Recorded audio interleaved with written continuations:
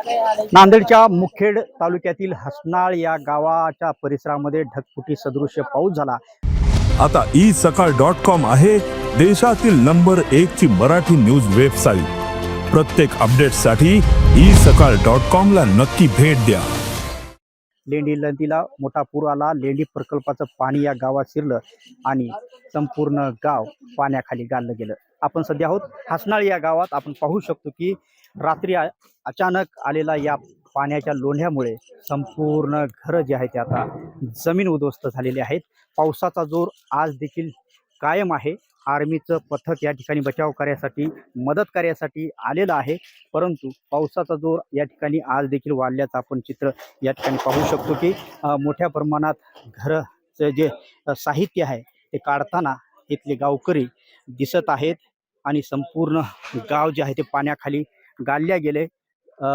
एकंदरीत या गावातील 5 जण या पुराच्या पाण्यामध्ये मृत्युमुखी पडले। ते 5 जणांचे मृतदेह देखील बाहेर काढण्यात आलेले आहेत आणि संपूर्ण मदत कार्य या ठिकाणी सुरू आहे।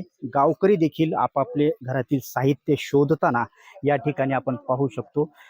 पावसाचा जोर अजून देखील या ठिकाणी कायम आहे। आपल्यासोबत काही गावकरी आहेत, त्यांच्याशी आपण बातचीत करूया। काय सांगाल नेमका त्या दिवसाचा काय रात्रीचा प्रकार कसा होता, कशा पद्धतीने पाऊस आला काय झालं? त्या दिवशी रात्री अचानकचा 1:30 वाजता पाऊस या ठिकाणी आला। जो पूर आहे तो प्रशासनाने फक्त त्यांनी सांगितलं होतं की या ठिकाणी पाणी येणार नाही, तुम्ही निश्चिंत राहा। आणि अशा प्रकारच्या प्रकल्प अधिकारी जो तिडके साहेब म्हणून आहेत त्यांनी सांगितलं की तुम्हाला पाणी येणार नाही, तुम्ही निश्चिंत राहा, आम्ही आहोत तुमच्यासोबत। पण त्या ठिकाणी अचानक 1:30 वाजता पाऊस आला। पाऊस आल्यामुळे काही लोकांना काही सुधारलं नाही। जे काही लोक जागे होते, जागे असलेल्या लोकांनी सर्वांना गावातल्या लोकांना उठवलं आणि यामध्ये कमीत कमी 10 लोकांचा या मृत्यू झालाय। आणि याला सर्वस्वी जबाबदार समजा प्रशासन आहे। घरातील साहित्य असेल, कपडा असेल, खायचं अन्नधान्य असेल, जे काही आम्हाला जे वस्तू उपयोगाचे होते त्या वस्तू सर्व पूर्ण वस्तू या ठिकाणी नष्ट झालेल्या आहेत। आज एकही लोकांचा समजा जे संसार होता, तिळतिळ जमा करून जे रुपये जमा केला होता तो संसार आज रस्त्यावर आलेला आहे। आणि याला सर्वस्वी जबाबदार कोणी असेल तर प्रशासन आहे, जो प्रकल्प अधिकारी आहे। जर तुम्हाला या धरणामध्ये पाणीच जर साठवायचं होतं तर पाणी किती साठवायचं, किती क्षमता पाहिजे त्या पाण्याची, आणि त्या ठिकाणी त्या लोकांना किती लोकांना तिथून हलवायला पाहिजे।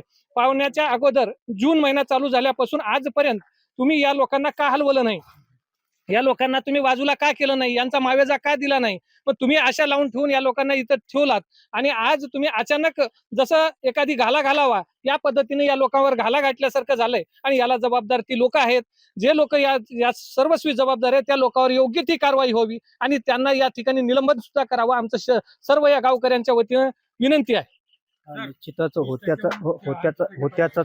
नव्हतं झालेलं आहे।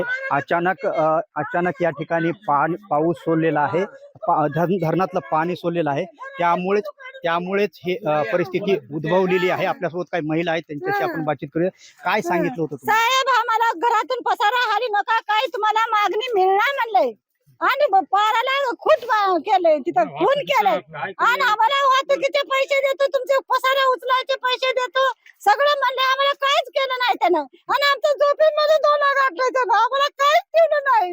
घरात आमच्या एवढी धाळ नाही खायला, आम्ही काय खावं, काय जगा आमची त्याला तुम्हाला दाखवतो गुदाण्याची निघारीची आम्ही काय खावं, आम्हाला नेवाय कपडा नाही।